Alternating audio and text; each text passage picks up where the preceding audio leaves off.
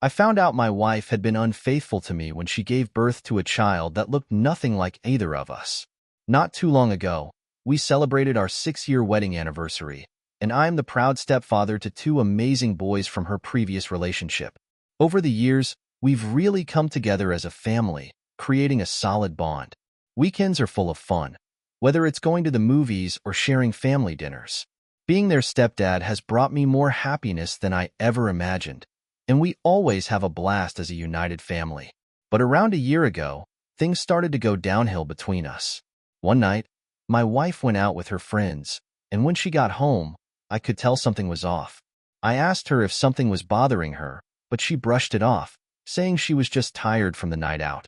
Even though I had a gut feeling there was more to it, I decided to give her the benefit of the doubt and didn't push for more answers. I let it go, chalking it up to exhaustion. In the days following, I noticed she was glued to her phone a lot more than usual, even during dinner.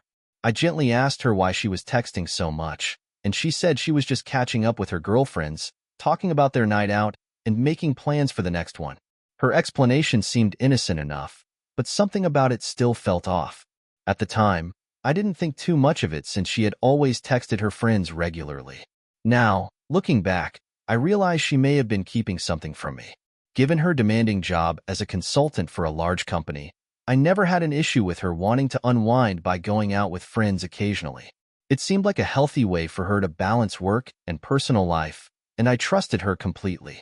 But now, she was eagerly planning another girls' night out, and it would be her second one in less than 3 weeks. While I understood her need to relax and have fun, something about it did not sit right with me. The group of friends she hangs out with consists of 4 single women, and my wife is the only one who is married. That fact made me uneasy. She has a lot more to lose compared to her single friends, and it left me feeling anxious about the possible influence they might have on her. I wanted to make sure that trust and respect remained at the core of our marriage, and I did not want to come across as controlling. After her second girls' night, I decided to talk to her. I gently shared my concerns, emphasizing how important it was to be cautious and not let her single friends unknowingly affect her decisions about our marriage. I tried to keep the conversation open and supportive, stressing how much I valued our relationship and wanted to protect it. She seemed confused when I brought it up but stayed quiet, like she was unsure how to respond. One evening, after work, I went to my parents' house and talked to my mom about the whole situation, about how my wife was going out more frequently with her single friends and how uneasy it made me feel.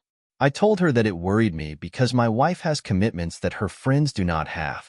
My mom listened carefully and said, "There's nothing wrong with a girls' night out in general, but I get why you're concerned about her being the only married one in the group." My dad chimed in, adding, "If I were you, I'd have a serious talk with her. It is fine to set some boundaries." Both my parents reminded me that honest and open communication with my wife was the key to sorting this out. While keeping in mind her need to enjoy time with her friends, my parents suggested that I communicate my feelings and set clear boundaries, so we could find a compromise that works for both of us. My dad also pointed out that the real issue was how often she was going out without me. Then my mom mentioned that in their 40 years of marriage, she had only been to 3 girls' nights, and her friends were all married too. They made sure to be home by 11 o'clock at night. As I drove home, I thought about what they said, and I realized they were right. This needed to be addressed before it got worse. When I got home, I tried talking to my wife about it, but she got defensive and accused me of trying to control her or not trusting her. I tried to explain that it wasn't about control. It was about me caring for her safety. Still, she was upset and refused to listen, storming off in anger. The next day, she left for yet another girls' night out, and when I got home from work, she still wasn't back. This was the 3rd time this had happened, and I was starting to feel like I had no idea what was really going on. She finally came home after 2 in the morning. I decided not to confront her right then. Instead, I just lay there pretending to be asleep, wondering why she was choosing to spend so much time out with her friends instead of with our family. That night, I made up my mind that I needed to get to the bottom of this. Before heading to work the next morning, I reached out to a buddy of mine and asked if he still had the contact information for the private investigator he had once hired for his company. The reason for the investigator was that one of his employees had faked an injury to collect workers' compensation, claiming he was too hurt to return to work. My friend hired a private investigator, and sure enough, the guy was caught playing golf and even doing flag football when he was supposedly recovering from the injury. With that evidence, the employee had to drop his compensation claim. After getting the investigator's contact info, I checked in with my friend to make sure everything was legit. During our conversation, I mentioned my worries about my wife's recent behavior, how she had been going out to these girls' nights more often, and it felt off. I explained that she had come home 3 times after midnight, smelling like alcohol, and whenever I tried to talk to her about it, she would get defensive and angry. This only made me more suspicious. My friend said, "Well, it sounds like you have every reason to be concerned." After our talk, I made a decision. I called the private investigator and set up a meeting for after work. When we met, the investigator asked me what I needed him to do. I told him to follow my wife when she went out with her friends and find out what she was really up to. He explained that his fee was $100 an hour, but I did not care about the cost. I just wanted to know the truth. I handed over a photo of my wife, along with details about her car, her job, and her usual schedule. The investigator said he would start tracking her the very next day. For the next 3 days, I was on edge, anxiously waiting to hear from him. Finally, he called, and we set up another meeting after I got off work. When we met, he had some videos to show me. What I saw shook me. In the footage, I could see my wife leaving work, but she had changed out of the clothes she wore in the morning. It was clear she had changed at work. The investigator followed her and saw her head into a bar, where she met up with a group of women who were her friends. They spent about 2 hours at the bar before heading out together.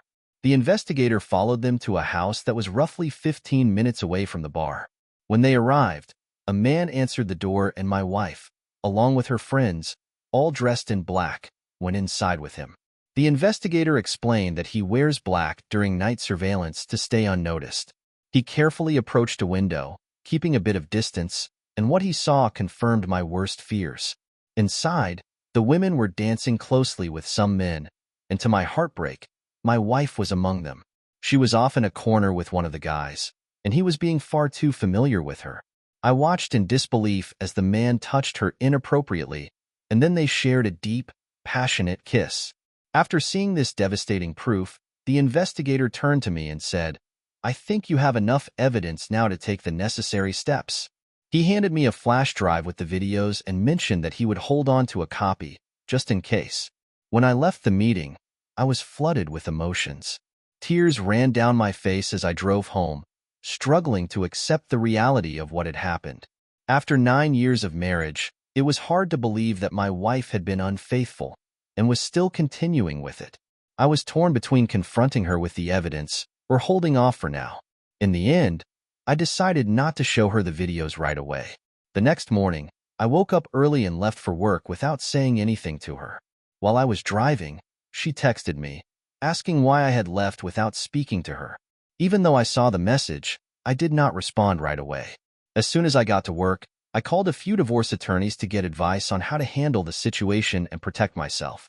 At the same time, I started searching for a place to stay, knowing I could not keep living under the same roof with her. It was tough thinking about leaving the house, especially because of how much I care about our boys. But after what she had done, I knew it was the right move. My whole world felt like it was spiraling out of control. Trying to fix our broken marriage seemed impossible. It was clear to me now that she wanted to live like a single woman, and I was ready to give her that freedom. Still, I needed to handle this wisely, making sure the boys would not be left alone when she went out with her friends. Since we were living in Massachusetts, I knew the divorce process here was a no-fault one, which would hopefully make the legal side of things easier. That evening, when I came home, my wife and the boys were already there. My wife greeted me with a casual hi, asking how my day had gone, and the boys ran up to me excitedly, shouting, "Hey, Dad." It was an emotional moment, and I had to fight hard to keep from breaking down in front of them. As the night wore on, everyone began getting ready for bed. After tucking the boys in, my wife came downstairs and asked if I wanted to watch a movie with her. I told her I was not in the mood, and she accepted that, saying she would just head to bed. Later, when she was sound asleep, I quietly packed up my things, preparing to leave. I waited until I was sure she was deeply asleep, then slipped out of the house as quietly as I could. With nowhere else to go, I drove to my parents' house. Even though it was late, my dad was up and could tell something was wrong. He asked me if I was doing all right, and I knew I had to be honest with him. We sat down at the dining table, and with a heavy heart, I showed him the videos the investigator had gathered.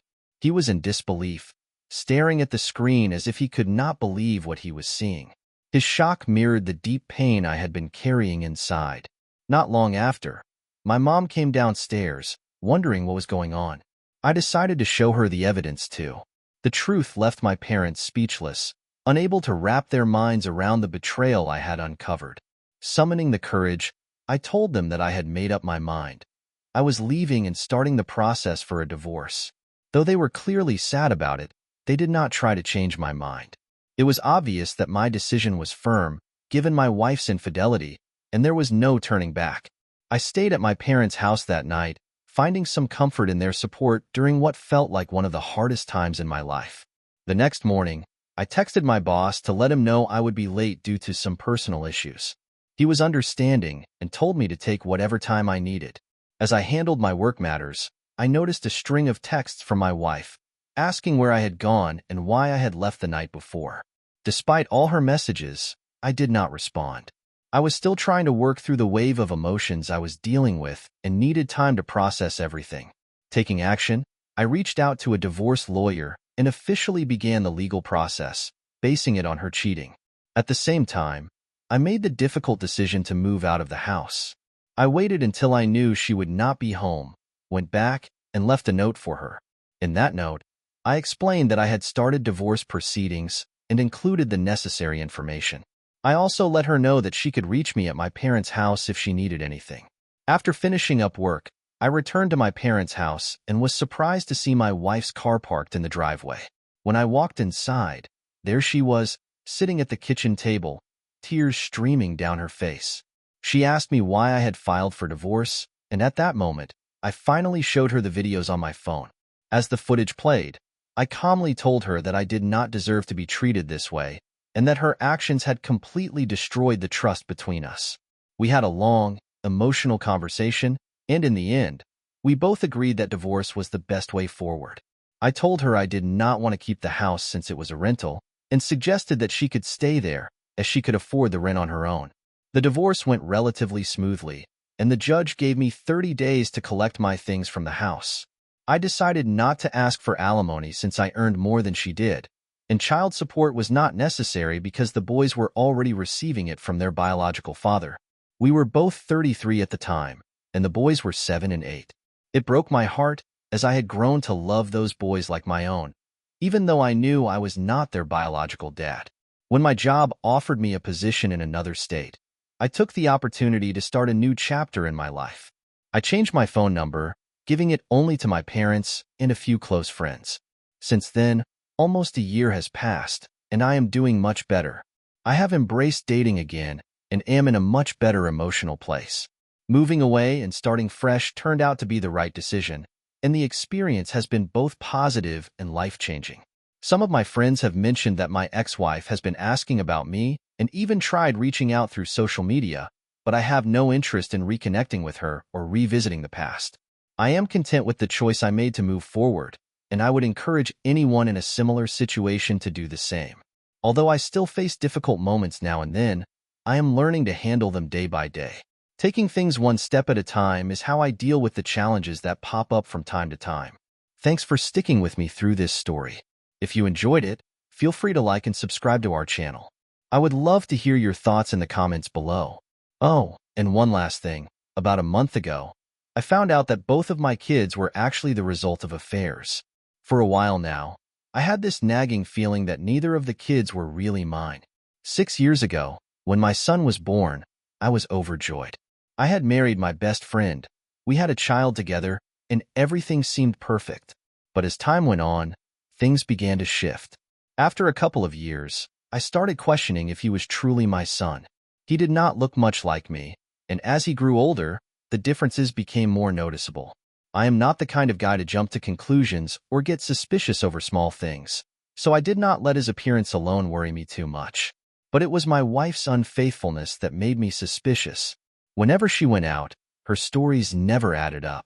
There were long stretches of time she could not account for, and she always had some excuse for why I could never meet anyone she worked with. One of her close friends even accused her of flirting with her husband back then. Things only got worse after our son was born, as her lies began to pile up. Despite all of this, I was still in love with her. Maybe that sounds foolish, but she always found a way to reassure me, convincing me that, even though she was sneaky and manipulative, she was not as bad as I feared.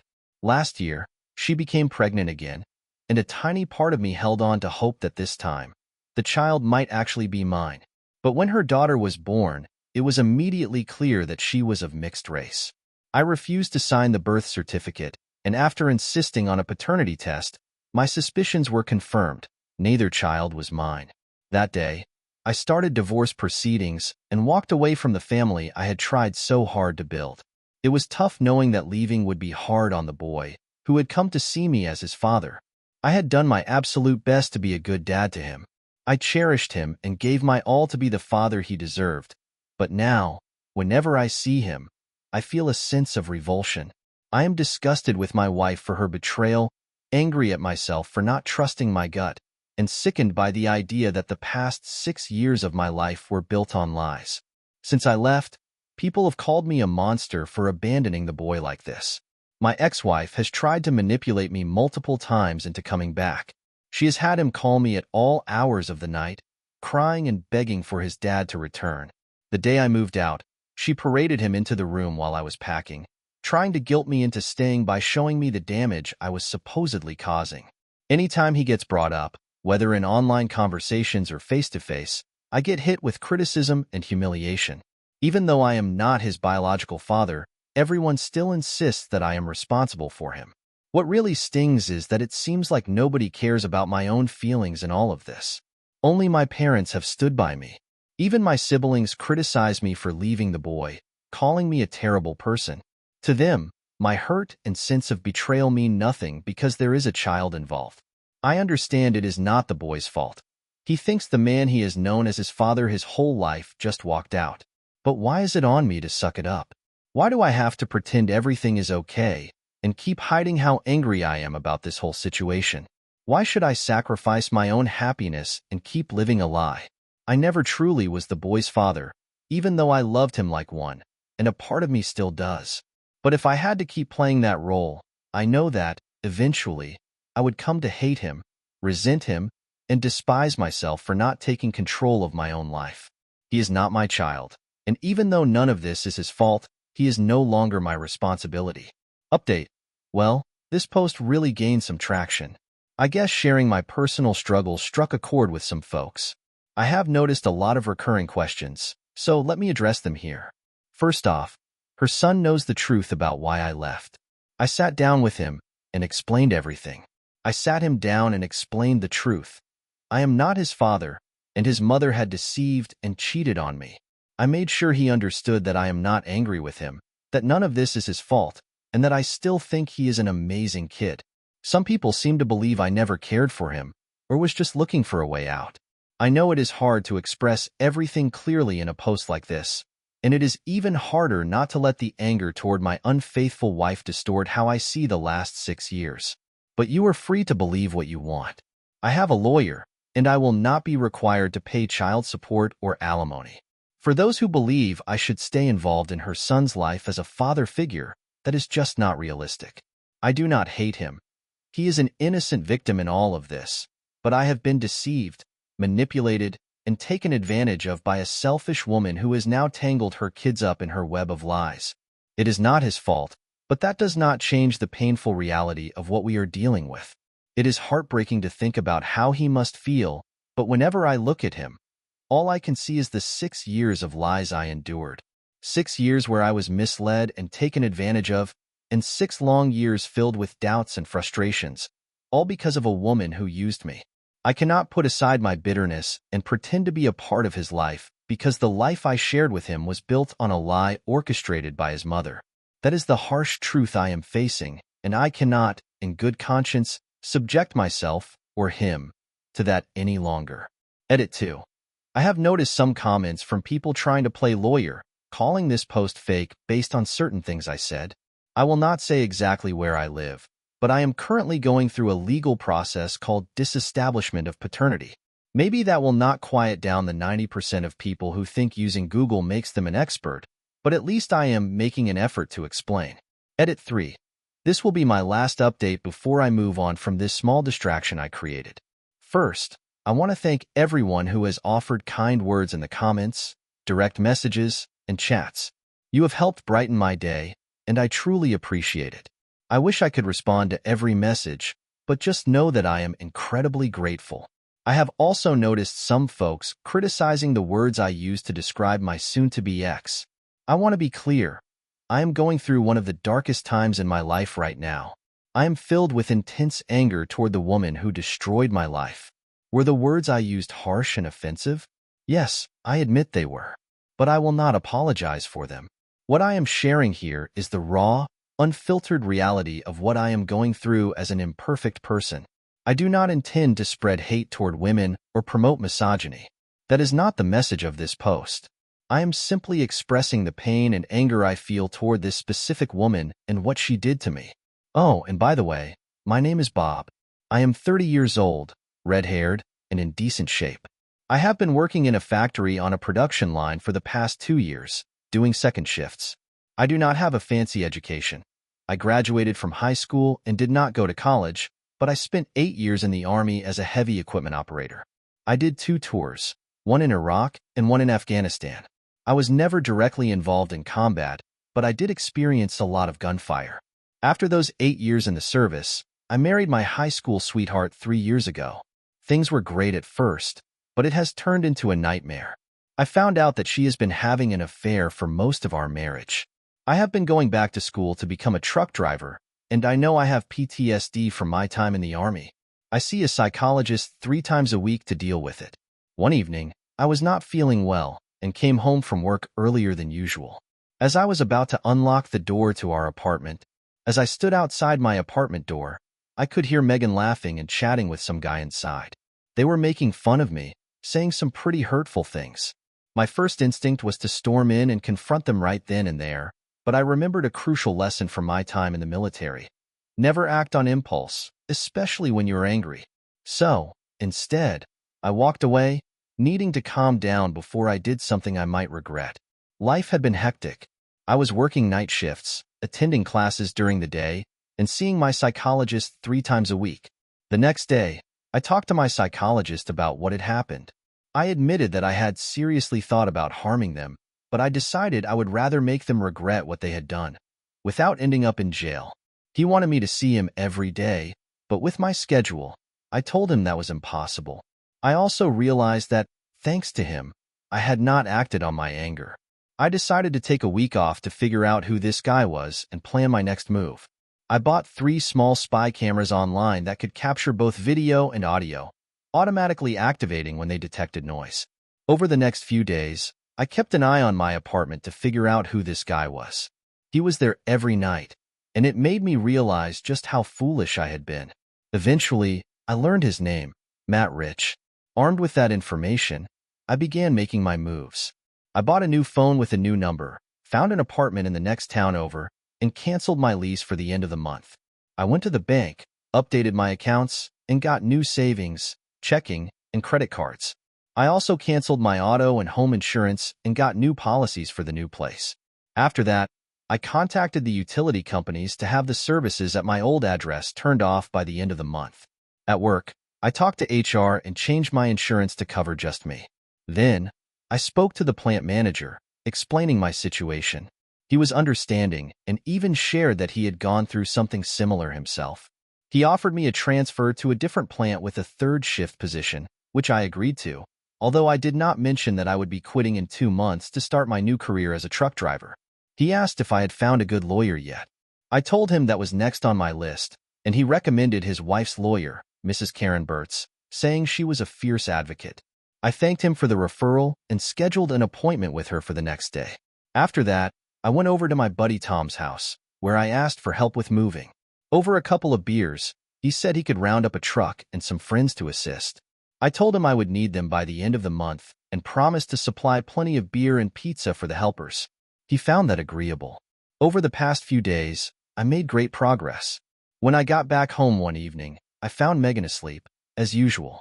Thanks to the cameras I had set up, I now had videos of her and Matt engaging in intimate acts in my own bed, along with conversations where they trashed me behind my back.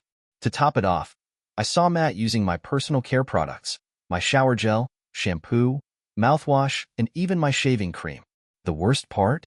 He had put my toothbrush in the toilet, and Megan found it hilarious. I was livid, but I was determined to keep my cool and get back at them in my own way.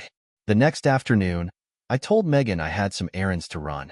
I needed to get out of the house because just being around her made me want to hurt her. I knew I had to act like nothing was wrong, so I kept my distance and stayed calm. I also found out where Matt worked. He was a used car salesman. So, I went out and bought all new personal care items: shower gel, shampoo, mouthwash, toothbrush, and toothpaste. I also grabbed a small gym bag to keep these things in. But before I threw the old stuff out, I decided to get a little revenge of my own. While in the shower, I urinated on the old products, just to give them a taste of what they deserved. As I continued to observe Matt, I discovered that he was juggling multiple girlfriends. I followed him and collected evidence of his interactions with other women, documenting everything. I started capturing photos of them kissing and hugging, making good use of my smartphone's camera. With 2 weeks left to organize everything, I felt the urgency to move quickly. I visited my lawyer, Karen, and explained the entire situation, handing over a flash drive with the videos I had taken of Megan and Matt. Karen watched some of the footage and was visibly disgusted, especially by the part where Matt used my toothbrush, and they both laughed about it. I also told her that Matt had been seeing other married women, and I had video proof of him with them. I had already contacted the husbands of these women and arranged a meeting at a restaurant in 5 days, without telling them the reason. I mentioned to Karen that she might have some new clients soon. After leaving her office, I continued tracking Matt and discovered that he was renting a motel room for his affairs. I decided to buy 2 more spy cameras. Disguising myself as a repairman, I managed to convince the chambermaid, Kelly, to let me into the room after offering her $500. I explained my intentions, and she opened up, telling me she had been through a painful divorce due to her husband's cheating. She said she wished someone had helped her like I was helping these other men. She agreed to let me return in a few days to remove the cameras, no questions asked. I set up one camera inside the room, aimed at the bed, and another one outside the window to ensure everything was captured properly and would hold up in court. As I continued gathering evidence, I found out that one of Matt's mistresses was his boss's wife. I made copies of all the videos on flash drives and went to the doctor to get tested for any STDs. Thankfully, the results came back negative. 5 days later, on Monday, I met with the husbands at the restaurant. None of them knew the reason for the meeting. Karen introduced herself, and I handed each man a flash drive containing videos of their wives having intimate encounters with Matt, along with detailed information about Matt himself. I informed them that I would be having both Megan and Matt served with legal papers on Friday, the 30th, and that Saturday was the last day of the month, marking the end of my lease. I also shared how I had been preparing for the divorce and advised them to consider doing the same. All 5 of the husbands decided to hire Karen as their lawyer too. She asked how I had been handling things with Matt and my toothbrush. I asked if she really wanted to know, and when she confirmed, I told her the truth. I confessed that I had been urinating in the shower gel and shampoo. When I mentioned the toothpaste, she chuckled and preferred not to hear the details. I handed her new flash drives to help with the other cases. After that, I called Kelly to schedule the removal of the cameras and asked her if she would like to go out for dinner on Saturday. She agreed. I also touched base with Tom to confirm our plans for Friday afternoon, and he assured me that everything was set. I had been avoiding Megan lately, and we had not been intimate since I found out about her infidelity. Interestingly, she had not even seemed to notice. I surprised her by booking an all-day spa appointment for Friday as an apology, and she was genuinely thrilled. She mentioned to Matt that she would be busy that day, but his reaction was not mentioned. I requested an extra day off for Friday. That morning, Megan was in a great mood as she left for the spa, completely unaware of what was coming. I called Tom, and he arrived with a truck and some friends. Together, we worked quickly, packing up all of my belongings in just 2 hours. When they went into the bathroom to grab some of my things, I warned them not to touch a particular area. Around the same time, Megan was being served with legal papers at the spa, and Matt was served at his now former job. All the wives were served with legal notices at the same time, and as for Matt, he was found beaten up at his motel. When Megan got back home and realized I had packed up and left, she was furious. To make things worse for her, she found out about Matt's infidelity as well. With nowhere else to turn, she had to move back in with her parents. Her lawyer tried to track me down at work, but by then, I had already started my new job as a long-haul truck driver. My lawyer, Karen, was fully authorized to handle the divorce on my behalf, so I didn't have to be involved directly. At first, Megan fought against the divorce, but eventually, she gave up. 6 months later, I finally had my freedom. As for Matt, he now walks with a permanent limp and has lost his virility. For a while, it seemed like something new went wrong with him every other month, and people might have felt sorry for him, but not me. In the end, it turned out that all the cheating wives got divorced, and I guess you could say one person's actions set off a chain reaction for everyone involved. 5 years after our divorce, I was sitting in a restaurant when I felt a tap on my shoulder. I turned around to see Megan standing there, and I was shocked by how much she had aged. She asked if she could join me for a quick conversation, and I motioned to the chair, inviting her to sit down. Tears filled her eyes as she apologized sincerely for all the pain she had caused me. Her words took me by surprise, and I assured her that I had forgiven her a long time ago. She went on to explain that she had married me to escape from her parents' house, something I hadn't known before. After listening to her, I asked if she would like to stay for a meal. She agreed, and I waved over the waitress so Megan could place her order. For the next 2 hours, we sat and talked. Megan told me that she had gone back to school and had become a nurse. In turn, I shared that I was still working as a long-haul truck driver, traveling across the country. Oddly enough, whenever I came through town, we started meeting up again. It eventually evolved into a friends with benefits arrangement, with us spending nights together whenever I was in town. What do you think about this story? Write in comments. If you don't follow our channel Cheating Room, you will probably never hear from us again. If you are subscribed, congratulations, you will not miss any exciting story. Thank you for listening to this shocking story with us. See you again.